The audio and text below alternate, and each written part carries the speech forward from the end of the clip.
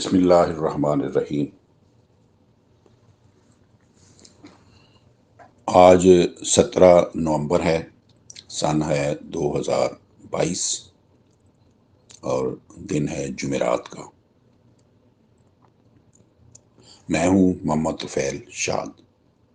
حاضرین و سامعین السلام علیکم۔ ہمارا موضوع عورت کا مقام قرآن کریم کی روشنی میں جاری و ساری ہے، تو اسی سلسلے میں جہاں ہم نے پچھلے ایپیسوڈ میں ختم کیا تھا، اس سے آگے جو موضوع آج ہم ڈسکس کریں گے وہ ہیں کہ بیوہ عورتیں بھی یتیموں کی فہرست میں شامل ہیں۔ دوسرا ہوگا کہ بے سہارا عورتوں اور بچوں کے حقوق کی حفاظت۔ تیسرا ہوگا کہ اگلی آیت مجیدہ کا ربط جو ہے آیت نمبر 34 کے ساتھ ہے۔ چوتھا ٹاپک ہوگا ایک اور بشری تقاضے کا انسداد، اور پانچواں ہوگا کہ عورت کے یتم کے 3 اہم مقامات۔ تو ہم شروع کرتے ہیں آج کی محفل میں کہ بیوہ عورتیں بھی یتیموں کی فہرست میں شامل ہیں۔ سامعین کرام، عربی زبان میں یتم کا مطلق معنی ہے بے سہارا ہو جانا۔ اس طرح جن بچوں کے باپ مر جائیں وہ بھی چونکہ بے سہارا ہو جاتے ہیں، اس لیے انہیں بھی یتیم کہا جاتا ہے، اور جن عورتوں کے خامد مر جائیں چونکہ وہ بھی بے سہارا ہو جاتی ہیں، اس لیے قرآن مجید نے انہیں بھی یتیم کہا ہے یا کہتا ہے۔ 4/127۔ اب آیا بے سہارا عورتوں اور بچوں کے حقوق کی حفاظت۔ سورہ النساء کی آیت نمبر 2 میں یتیم بچوں کے مالوں کی حفاظت کی تاکید کے بعد آیت نمبر 3 میں بیوہ عورتوں اور ان کے بچوں کو معاشرہ میں کھپانے کے لیے ایک ہنگامی قانون بیان ہوا ہے کہ جب معاشرہ میں کسی حادثہ، جنگ، جہاد یا کسی وبا کی بدولت بیوہ عورتوں کی تعداد اس حد کو پہنچ جائے کہ جب تک اصحاب استطاعت ایک سے زائد عورتوں سے نکاح نہ کریں، اس وقت تک ان بیوہ بے سہارا یتیم عورتوں کو معاشرے میں کھپانا اور انہیں ان کا ازدواجی حق دلانا ممکن نہ ہو، تو ایسے وقت پر ان لوگوں کو جو مالی اور بدنی طاقت رکھتے ہوں حکم دیا گیا ہے کہ وہ 4 تک نکاح کر کے معاشرہ کی بیوہ بے سہارا عورتوں کو ان کا ازدواجی حق بھی مہیا کریں اور ان کے یتیم بچوں کی پرورش کا بوجھ بھی اٹھائیں۔ سلسلہ درس کی اگلی آیت مجیدہ نمبر 127 میں ایسی بیوہ بے سہارا عورتوں کو یتام النساء کہا گیا ہے جن کے ساتھ یتیم بچے بھی ہو سکتے ہیں۔ چنانچہ اللہ تعالیٰ نے آیت نمبر 3 ہی میں دیے گئے حکم کو ذیل کے مخصوص تاکیدی الفاظ اور مخصوص تاکیدی انداز کے ساتھ دہراتے ہوئے سلسلہ درس کی اگلی آیت مجیدہ 4/127 میں فرمایا ہے، بسم اللہ الرحمن الرحیم، وَيَسْتَفْتُونَكَ فِي النِّسَاءِ قُلِ اللَّهُ يُفْتِيكُمْ فِيهِنَّ وَمَا يُتْلَى عَلَيْكُمْ فِي الْكِتَابِ فِي يَتَامَى النِّسَاءِ اللَّاتِي لَا تُؤْتُونَهُنَّ مَا كُتِبَ لَهُنَّ وَتَرْغَبُونَ أَن تَنكِحُوهُنَّ۔ اس حد تک عوام کمیٹی کے ارباب و بست و کشاد سے شکایت کرتے رہتے ہیں کہ فلاں بازار خراب ہے، فلاں گلی ٹوٹی،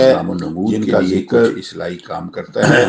تاکہ اس دور پیچھے آیت نمبر کہ فلاں صاحب بڑے 35 میں بیوی کی بدخوئی کے ضمن میں گزر چکا ہے۔ عام تراجم میں اس آیت کا یہ معنی درج ہے کہ اگر شوہر کی طرف سے بدخوئی اس لیے یا نافرض شناسی کا خوف بیوی کو لاحق ہو جائے تو وہ دونوں میاں بیوی کسی طرح خود صلح کر لیں، مگر یہ تصور انتہائی بے انصافی پر مبنی ہے کہ اگر خاوند کو بیوی کی طرف سے بدخوئی یا نافرض شناسی کا خطرہ لاحق ہو تو شوہر پہلے تو احتجاج کرے اور پھر فریقین کے خاندانوں سے دو منصف صلح کرائیں، لیکن اگر بیوی کو خاوند کی طرف سے بدخوئی یا نافرض شناسی کا خوف لاحق ہو تو بیوی بیچاری بہتر جزا ہے صرف داد و فریاد کسی نہ کسی طرح خود ہی صلح کر لے۔ یہ شاہ اشرف علی صاحب تھانوی اور مولوی احمد علی صاحب لاہوری نے یہی مفہوم لکھا ہے جو انصاف کے خلاف ہونے کی بدولت صحیح نہیں۔ انصاف چونکہ فریقین میں مساوی انداز کا مقتضی ہے، اس لیے شوہر یا بیوی دونوں کی بدخوئی اور نافرض شناسی کے ارتکاب کی صورت میں صلح کا وہی انداز اور امان ہونا چاہیے جس کی وضاحت آیت نمبر 34 میں گزر چکی ہے، یعنی عورت بھی وہی انداز احتجاج اختیار کرے جس کا حق شوہر کو دیا گیا ہے، اور اگر بیوی کے احتجاج سے شوہر راہ راست پر نہ آئے تو میاں بیوی کے خاندانوں میں سے دو الگ الگ منصف مقرر کیے جائیں جو شوہر کو راہ راست پر لا کر میاں بیوی کی صلح کرا دیں۔ فلہذا آیت بالا زیر نظر 4/128 ولا جناح علیہما میں ہما جو الفاظ ضمیر تثنیہ آیت آئے نمبر ہیں 35 دین میں کا معنی ہے بدلہ کی طرف اور راجع جزا ہے۔ جیسے یوم اس میں الدین، دوسرا پوائنٹ ہے یوم شہا۔ الدین کا معنی ہے شہا بدلے کا اور جزا کا دن، سے حرفی مادہ شین ہے تو دوسرا شہا لفظ ہے اس میں جس آیا کا ہے بنیادی محسن، معنی ہے یہ حرص، مادہ ہے بخل، سین حریص نون و بخیل احسان کو سے شہی فاعل کہتے ہیں۔ اس مادہ کا معنی ہے توازن قائم تو کرنا، تیسرا ہر پوائنٹ چیز کا اس حسن میں اس آیت کے میں یہ اجزاء ہے کے تحسن، تناسب و توازن سے ہی یہ قائم مادہ رہتا ہے۔ اس لیے آیت بالا میں حسن سے ہے محسن جس کا معنی ہے معاشرے میں توازن قائم کرنا، توازن قائم کرنے اپنے والا اپنے صحیح فرائض ہے۔ منصبی باقاعدہ تیسرا ادا پوائنٹ کرتے ہے چلے جانا۔ وَاتَّبَعَ مِلَّةَ چوتھا پوائنٹ اس آیت میں ہے إِبْرَاهِيمَ حَنِيفًا، تتقو، اس یہ میں مادہ ابتدائی واو جو ہے واو وہ تفصیلی ہے کاف، کہ یہ ابراہیم کا طریقہ معاشرے میں وقی سے حسن پیدا کرنا ہی تھا، اس کے مزید سوا کوئی فی ہے اور جس کا نہیں معنی تھا۔ ہے بچنا، پس باہمی اختلافات سے پھر بچنے اس میں کے لفظ لیے آیا حنیفہ، یہ نسخہ بتایا گیا یہ ہے ہے کہ نون فریقین سے نفس مشتق کی ہے، بخیلی جس کا بخیلی سے بنیادی معنی بچتے ہے رہیں۔ ایک طرف کو جھکنا، کٹ واجہ جانا۔ رہے کہ مرد قرآن ہو یا مجید عورت، میں یہ لفظ نفس خالصاً انسانی اپنی بڑائی دین چاہتا حق ہے، کی طرف جھکنے اس کے جذبہ لیے کے آیا ہے۔ ماتحت شوہر چاہتا ہے کہ مخلصین گھر میں اس کی لہ حکومت الدین ہو حنفاء، اور بیوی چاہتی ہے یہ کہ بالادستی اس کی 98/5 میں تسلیم آیا کی ہے۔ جائے، خالص اور اس کرنے طرح والے بلا واسطے وجہ اللہ کے اختلاف پیدا ہو دین جاتے ہیں۔ اس کے کو قرآن اور کریم نے اللہ کے تحسنوا دین کی اور طرف جھکنے تتقوا والے کا ہر حکم دے دین کر باطل اعلان سے کر کٹ دیا کر۔ ہے اگر تم توازن اب قائم رکھو، کیا ملت اپنے اپنے فرائض ابراہیم منصبی ادا دین کرتے چلے الہی جاؤ سے الگ ہے؟ اور اپنی بڑائی مذہبی طلب کرنے کی دنیا بجائے میں نفس دین، کی اس مذہب اور شرارت سے ملت بچ تین کر چیزیں باہمی الگ الگ مشاورت کے شمار ساتھ ہوتی ہیں، زندگی گزارو یعنی تو اختلاف دین پیدا اللہ ہی کا، نہیں ہوں گے۔ مذہب امام ابو حنیفہ کا اور ملت اب حضرت اس میں ابراہیم ایک حنیف کی، اور بشری لیکن تقاضے قرآن کا کریم میں انسداد۔ مذہب کا تو ذکر ہی سورہ موجود نہیں، النساء زیر یہ بحث غیر کی قرآنی آیت نمبر 3 لفظ میں ہے۔ ہنگامی البتہ حالات کے دین اور مطابق ملت ایک سے ابراہیم زائد کے نکاح الفاظ کرنے کا قرآن حکم کریم دینے میں کے موجود بعد ہیں، یہ اور پابندی یہ لگائی ایک ہی گئی ہے چیز کہ کے دو اگر نام تم ہیں۔ ایک سے زائد بیویوں میں انصاف نہ اللہ کر تعالیٰ سکو نے 6/161 تو پھر ایک سے 6/1 زائد 6/1 نکاح میں ہرگز فرمایا نہ ہے، کرنا، قل اور اننی یہاں سلسلہ ہدانی درس کی ربی آیت الی مجیدہ صراط مستقیم 129 میں اس دیناً امر کی قیماً وضاحت کر دی گئی ملت ہے کہ ابراہیم اگر تم حنیفہ۔ ایک سے زائد بیویوں کہہ میں دیجئے پورا گا پورا توازن اے قائم رسول کرنا کہ چاہو مجھے میرے تو رب نے بشری صراط تقاضوں کے مستقیم مطابق کی کر رہنمائی ہی نہیں فرما دی سکتے، ہے، اور اس وہی لیے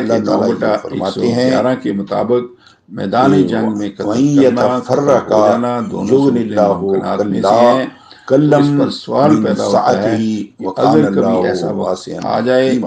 کہ سینکڑوں اور ہزاروں کی اگر تعداد ایسا میں ہو کہ مومن ہر مرد دو منصفوں اللہ کی کے صلح دین کی کی کوشش حفاظت کے ناکام ہو لیے جائے جانیں قربان کر اور دیں میاں بیوی اور دونوں جدا سینکڑوں جدا ہزاروں ہو کی جائیں تعداد میں تو اللہ ہر عورتیں ایک بیوہ کو اور بے بچے نیاز یتیم کر ہو دے جائیں گا تو اس کے حال وسط والے قانون صورتحال کے سے کس مطابق طرح دونوں نپٹا جا الگ الگ سکے گا شریک حیات جبکہ تلاش ادھر کر لیں گے، معاشرے کا ہر کیونکہ بالغ اللہ فرد وسعت شادی دینے شدہ والا ہو حکمت والا اور ہے۔ ادھر سینکڑوں کی تعداد میں نوجوان عورتیں بے خامند ہو کر بے سہارا تو یتیم ہو جائیں، انہیں ان آج کا کا درس ازدواجی حق کس ہم طرح دلایا جائے یہاں گا، ہی یعنی انہیں معاشرہ میں کس طرح ختم چھپایا کرتے جائے گا۔ ہیں، تو آئندہ تو انشاءاللہ ہم اس درس کو آگے بڑھائیں گے۔ سامعین کرام، آج کے درس میں آئندہ اتنا ہی، محفل میں ہم تو بیوہ وما عورتوں علینا الا بیوہ البلاغ عورتوں میں فی امان یتیموں اللہ۔ کی فہرست اللہ میں حافظ۔ شامل ہیں، اس کے متعلق ذکر کریں گے۔ تو آج کی محفل میں اتنا ہی، تو میں آپ سے اجازت چاہتا ہوں، فی امان اللہ، اللہ حافظ، وما علینا